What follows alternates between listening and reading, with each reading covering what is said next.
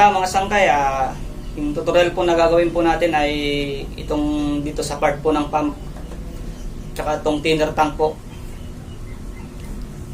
Step by step po yung gagawin natin mga sangkay sa pagbuo nitong pump natin, part ng PVC toy gun rifle. So, bali ito pala mga sangkay, ito yung first na PVC toy gun rifle na nagawa ko po.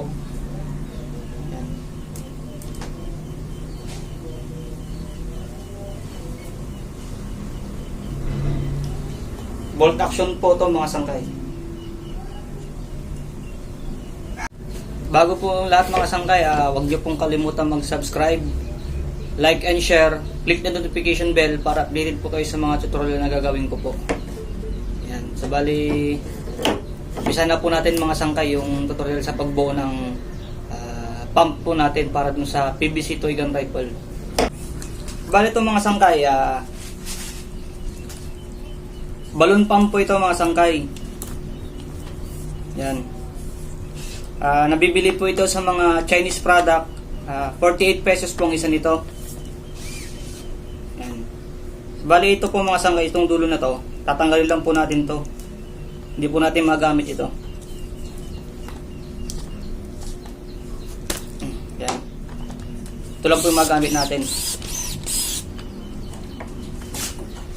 Tapos ito po, PVCT 20mm, 15 pesos po ito mga sangkay. Tapos ito, yung nakikita nyo mga to mga sangkay, ano lang po to, PVC na 10mm. Ito po yung magsisilbing dugtungan natin. Tapos susunod po, male adapter po mga sangkay, 20mm. 15 pesos po ito mga sangkay kapag mabibili nyo sa hardware. Moldex brand po mga sangkay. Tapos itong gas hose po. Yung isang rolyo po nito mga sangkay na bibili po ng 30 to 35 pesos sa rolyo. So maraming pagagamitan na po yung 30 pesos. Tapos ito po mga sangkay, hindi ko na po mapapakita sa inyo yung pagbuo nito. Ito po yung thinner tank po natin. Yung size po nitong thinner tank natin ay 1 in 1/2 PVC Niltex. Tapos itong nasa baba po ito, reducer po yan, 25 by 20 reducer. 15 pesos po ang isa nito. Tapos male adapter po, 15 pesos din po to. Yan, Moldex brand po ito. Tsaka itong reducer. Kasi napapansin nyo mga sangkay itong sa ilalim, ano po to, lagyan ko po ng PVC na pinahulma ko po ng bilog. Tapos nilagyan ko na lang po ng masila dito. Yan. So ito po yung thinner tank natin. Bali, umpisa na po natin mga sangkay yung pagbuo.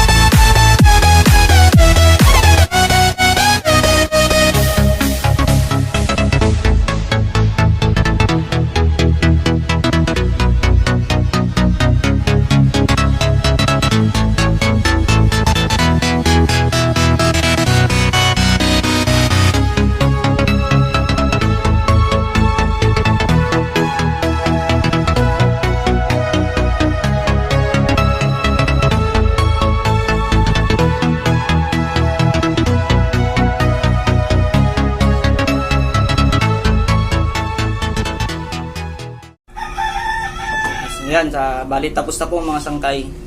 Yan.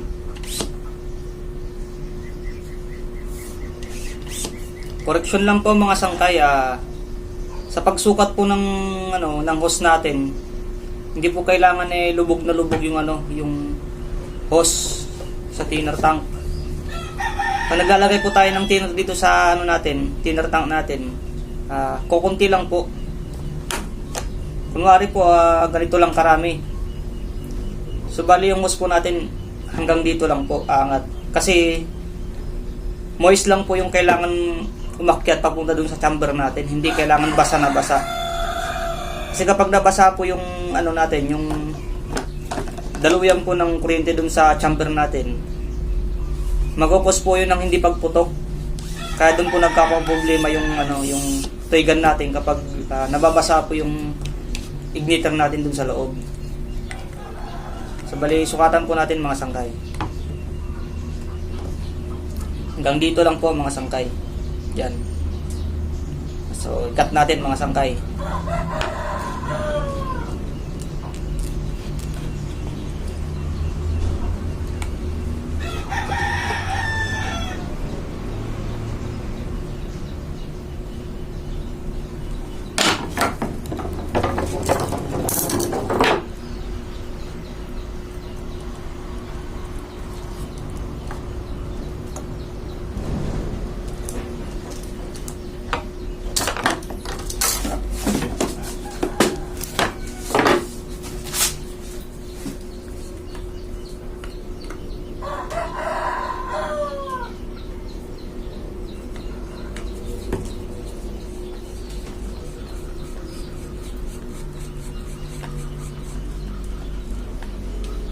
Ayan.